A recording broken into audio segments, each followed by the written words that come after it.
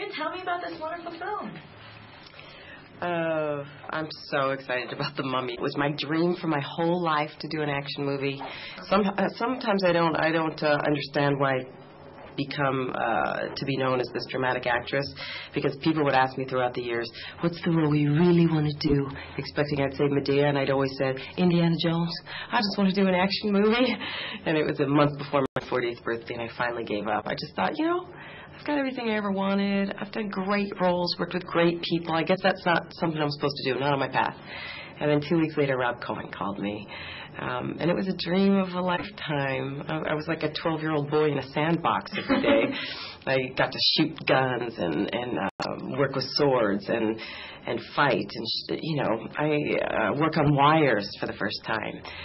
And I loved it. Were you nervous about joining the cast, or it sounds like you were just very excited about it? I wasn't nervous about joining the cast. The part was written so differently. I really got that I could never fill Rachel Weisz's shoes, what she did the first two Mummies. She was so brilliant and beautiful and an ingenue in that part. And Rob said if that character was more like Audrey Hepburn, this was more like Katharine Hepburn, a little older, a little more tainted, a little more sophisticated in this 20-year marriage. And I just love the character, so we sort of created our own shoes. And I think you did a great job with it. And I love you reading the book and you say, I'm a whole different person. That was good. So tell me about some of these stunt scenes. I mean, there's so many of them. Did you do a lot of your own stunts? Were you training beforehand? What was that like? I did. I had incredible trainers. Maybe I did 90% of my stunts because I had a great stunt woman who showed me how to do everything. But the really incredible stuff, like jumping out of a moving truck, she did. Her name's Corinne Lameau, and she made me look way cooler than I really am. You did a good 90%. That's not a bad percentage, I must say. So did you have any scrapes or bruises? Yeah. And I was so proud of it. Yeah. I was shooting my Winchester and Stupa, and a cartridge came up and hit me in the eye, and if it was a quarter inch higher, I would have lost my eye. That's probably not true, but that's what I say. Good. And it didn't really shoot at you. Yeah. And for a week, I walked around with a black eye, but I wore no makeup because I was real proud of it. My battle scar from my action movie. Absolutely. And also, shooting in China, tell me about that. What was that like? So many different locations within China, too.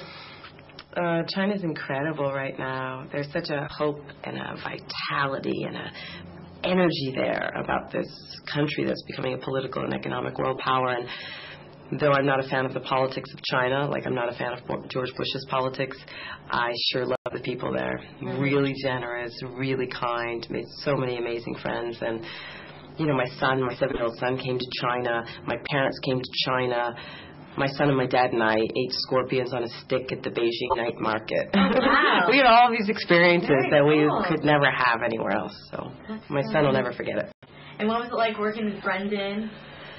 And the rest of the cast, too. My gosh, Jet Li, Michelle, you have so many great people to work with. So many great people. Mm-hmm. Brendan is just exactly what he seems.